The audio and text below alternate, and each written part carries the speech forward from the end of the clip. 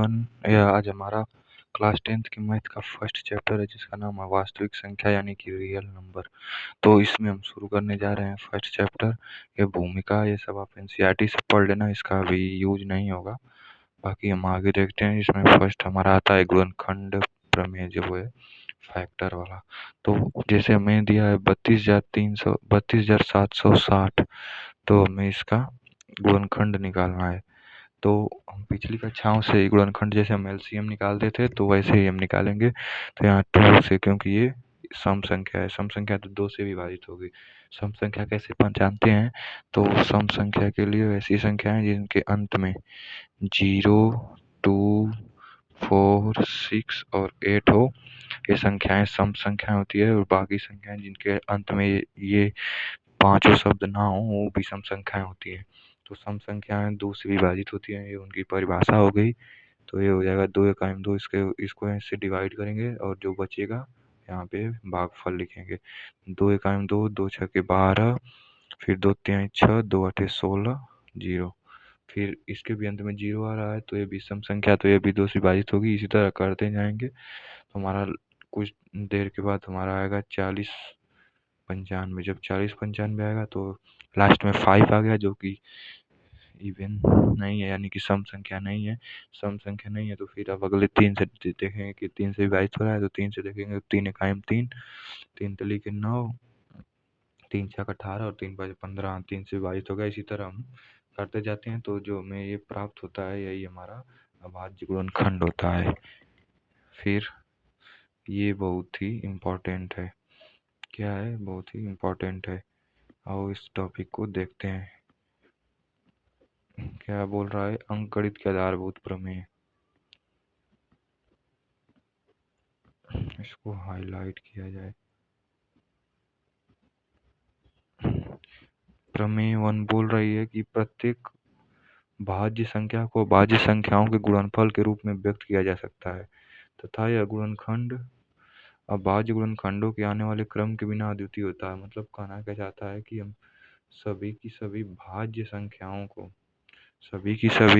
संख्याओं को अभाज्य गुणनखंड के रूप में व्यक्त कर सकते हैं। जैसे हमारे पास कोई भाज्य संख्या मान लो 15 है, तो हम 15 को क्या लिख सकते हैं? 3 गुणे 5।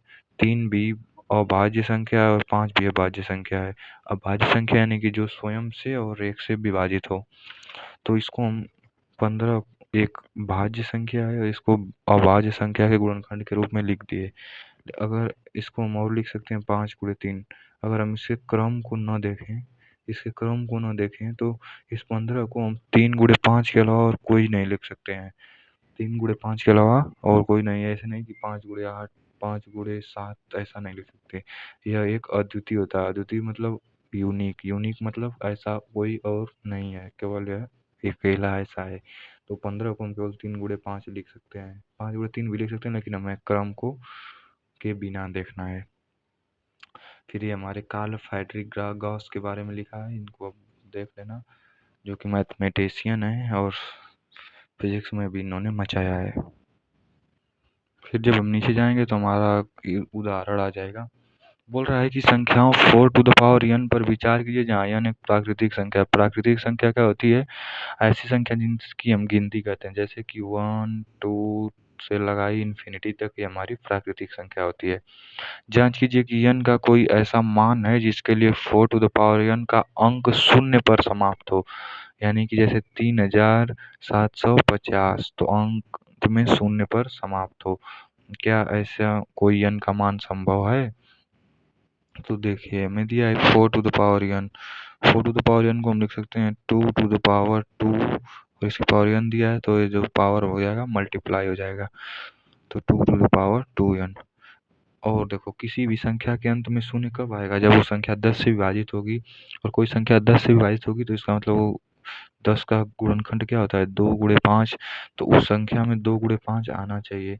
इस संख्या में केवल 2 आ रहा है, समझ रहे हो? यहाँ पे 5 भी आना चाहिए। अगर 5 आएगा तो 2 के साथ 5 आएगा तो हमारा 10 आ जाएगा, और 10 आ जाएगा तो संख्या शून्य पर समाप्त होगी। लेकिन इसमें 2 तो आ रहा है n का मान रखने पे, लेकिन 5 नहीं आ रहा है। तो 5 नहीं आ रहा है तो संख्या के अंत मतलब 10 नहीं बना पाएगी। संख्या 10 नहीं बना पाएगी तो अंक शून्य पर समाप्त नहीं हो सकता, यानी कि ऐसा n का मान कोई नहीं एग्जिस्ट करता है जिसके लिए कि यह अंत पर ही शून्य पर समाप्त हो। समझ रहे हैं? एक बार फिर से देख लीजिए, अगर संख्या का अंक शून्य पर समाप्त होगा तो वो संख्या किस प्रकार की होगी? जैसे हमारे पास है 650, 650 है तो इसका अंक शून्य से समाप्त हो रहा है। तो कोई भी तो हमें पता है कि जैसे मान लो हमारे पास 65 है, इसका में 10 का गुणा करेंगे तो हमारा 650 आएगा। तो किसी भी संख्या के अंत में 0 तभी आएगा जब वो 10 से विभाजित होगी, और 10 से विभाजित होगी इसका मतलब उसमें 2 और 5 का गुणनखंड होना चाहिए। तो 2 का गुणनखंड तो इस संख्या के पास है, लेकिन 5 का गुणनखंड नहीं है। अब आप सबको समझ में आया होगा। अब अगला उदाहरण संख्या 2 आ रहा है।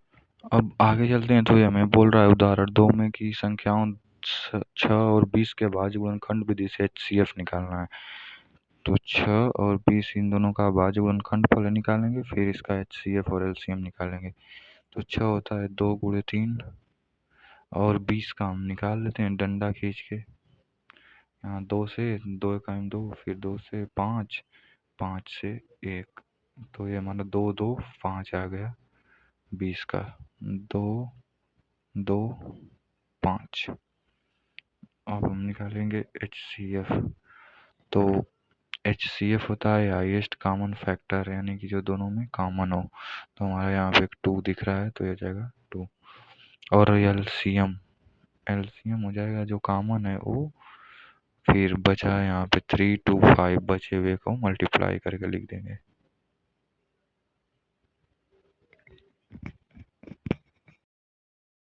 LCM 60 आ जाएगा। अब आगे चलते हैं तो आगे हमारा ये डेफिनेशन दिया HCF की संख्याओं में प्रत्येक को घनिष्ठ भाज्य गुणनखंडन की सबसे छोटी घात का गुणनफल।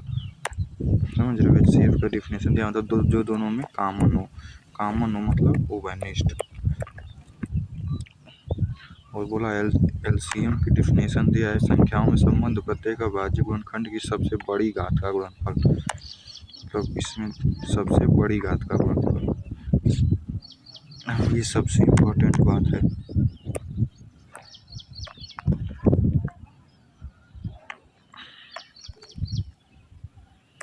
क्या बोल रहा है कि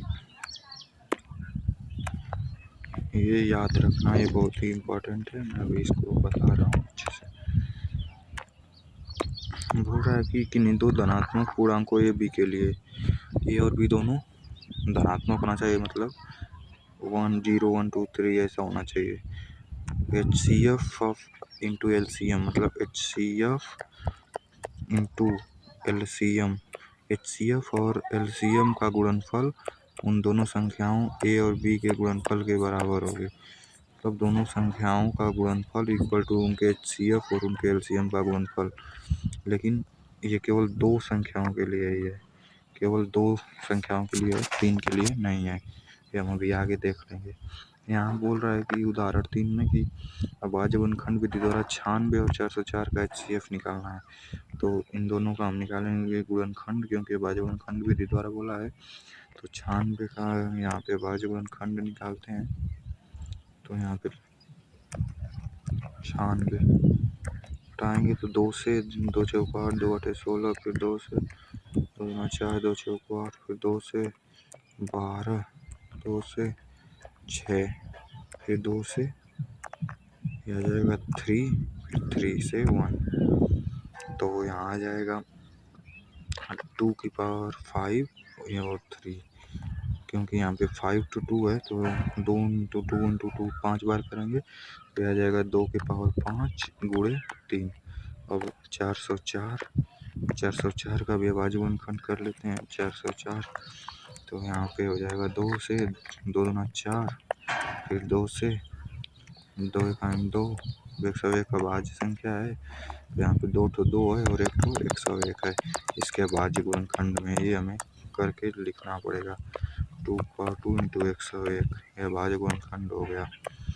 अब हमें निकालना क्या है? हमें निकालना है HCF मतलब हाईएस्ट कॉमन फैक्टर। तो इन दोनों में कॉमन क्या है? 2 की पावर 2, तो यह जाएगा 2 की पावर 2 यानी कि 4। और हमें निकालना है इनका LCM।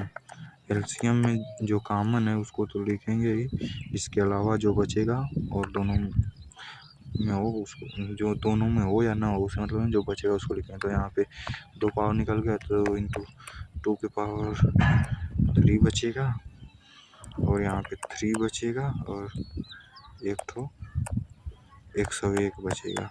ये हमारा आंसर है। इसका आप मल्टीप्लाई कर लेना, कितना आ जाएगा 8 दिल्ली के 24 चौको 4 चौका 16 और 4 दूना के 8 1 9, ये आपका आंसर आ जाएगा। इसका मल्टीप्लाई करके भी मैं लिख दे रहा हूँ। 96 का 96 हो जाएगा, 0 है तो 9 लिख देंगे, फिर 96 इजी मल्टीप्लाई है। 96 हमारा एलसीएम आ जाएगा और एचसीएफ आ जाएगा। इसको हम एक विधि द्वारा और कर सकते हैं, मैं वो विधि दिखा दे रहा हूँ। अब देखो इसको एक विधि से और कर सकते हैं। ये हमें बताया है ना, दोनों धन पूर्णांक हैं और इनका एचसीएफ और एलसीएम का गुणनफल इन दोनों संख्याओं के गुणनफल के बराबर होगा। तो हम एलसीएम को x मान ले रहे हैं, एचसीएफ हमारा 4 है, तो यहाँ पे लगा देंगे HCF into LCM is equal to दोनों संख्याओं का गुणनफल, दोनों संख्याएं हैं 96 गुणे 404। तो हमें एलसीएम चाहिए, तो एलसीएम इज इक्वल टू ये इधर बटे में चला जाएगा तो इधर हो जाएगा 96 गुणे 404 बटे हमारा एचसीएफ बटे में आएगा, तो एचसीएफ कितना है 4, तो आ जाएगा 4। अब इसको कटा देंगे तो हो जाएगा 101। देखो 101 इंटू 96, 96 इंटू 101, यही आ गया 96। तो इसको एलसीएम को हम 2 मेथड से निकाल सकते हैं। चलते हैं नेक्स्ट सवाल पे, जो कि हमारा उदाहरण नंबर 4। इन तीनों संख्याओं का भाज्य गुणनखंड विधि द्वारा एचसीएफ और एलसीएम निकालना है। तो 6 का हो जाएगा 2 इंटू 3 भाज्य गुणनखंड, 72 का हो जाएगा और 120 का, इन दोनों का लिखना है। तो निकाल लेते हैं। 72 का भाज्य गुणनखंड 2 से 36 दूना 72, 2 से 18 दूना 36, 2 से 9 दूना 18, 3 से 3 3 9, 3 से 1। आप धीरे धीरे कर प्रैक्टिस करेंगे तो आप भी इतना फास्ट हो जाएंगे। तो ये हो जाएगा 2 की पावर 3 इंटू 3 का स्क्वायर। अब निकालेंगे 120 का, तो 120 का निकालेंगे 2 से 2 छके 12, 2 से 30 दूना 60, फिर 2 से 2 कायम 2 2 5 10, 3 से 3 5 15। अब 3 ठो 2 है और 1 ठो 3 है और 1 ठो 5 है। 3 ठो 2 है, 1 ठो 3 है और 1 ठो 5 है। तो यहाँ पे लिख ले रहे हैं 2 के पावर 3 इंटू 3 इंटू 5, 3 5 15 और 8 120। ठीक है। अब यहाँ पे निकालेंगे एचसीएफ। एचसीएफ होता है हाईएस्ट कॉमन फैक्टर। तो जो दोनों में कॉमन हो, 2 2 2 3 3 3, तो हो जाएगा 2 इंटू 3 यानी कि 6। अब एलसीएम जो कॉमन है उसको लिख लेंगे और जो बचा है उसको, तो यहाँ से 2 ठो 2 बचा है, यहाँ से भी 2 ठो 2 बचा है, तो 2 के पावर 2 एक बार ही लेंगे। एक बार यहाँ ले लिया, उसको तो नहीं लेंगे क्योंकि इन दोनों में तो कॉमन है ना। अब 3, एक तो 3 ले लिए हैं, यहाँ का भी 3 ले लिए हैं, यहाँ पे एक बचा है 3 इंटू 5, कितना आ जाएगा 2 दूना 4 3 12 5 60 5 6 36, 3 से 60। अब देखो यहाँ पे क्या बोल रहा है कि ध्यान दीजिए कि इनका एलसीएम इंटू एचसीएफ, मतलब एलसीएम और एचसीएफ का गुणनफल 3 संख्याओं के गुणनफल के बराबर नहीं होता है। मतलब हमने जो भी जो ये फार्मूला देखा है वाला, ये फार्मूला केवल 2 धनात्मक संख्याओं के लिए ही वैलिड है। 3 संख्याओं के या 2 से अधिक के लिए या सही नहीं होगा। ये हमें दिया है एनसीईआरटी ने साफ। आप इसमें जांच भी कर लेना, इन तीनों का गुणनफल करके देख लेना, इनके एचसीएफ 6 और 360 के गुणनफल के बराबर नहीं आएगा। आओ इसको मैं वेरीफाई भी कर दे रहा हूँ। तो यहाँ संख्या क्या क्या है, इनका गुणनफल हो जाएगा 6 गुणे 72 गुणे 120, कितना आ रहा है 12 छक 72 मतलब 72 का स्क्वायर गुणे 10 और एलसीएम इंटू एचसीएफ करेंगे तो ये आएगा 360 गुणे 6। ये हो जाएगा हमारा, जीरो तो है ही तो, और 6 जाएगा 36 और 36 18 3 21 216 और 72 का स्क्वायर करेंगे तो लास्ट में 4 आएगा, यहाँ पे 6 आया। इतने से हमारा ये प्रूफ हो गया कि अगर 3 संख्याओं के लिए ये फार्मूला वैलिड नहीं लेकिन 2 संख्याओं के लिए वैलिड है। अब बची है प्रश्नावली, तो प्रश्नावली को करेंगे हम लोग नेक्स्ट क्लास में, अगली वीडियो में हम प्रश्नावली को करेंगे। अब हम लोग मिलेंगे नेक्स्ट क्लास में, तब तक आप लोग पढ़ते रहिए। Bye bye.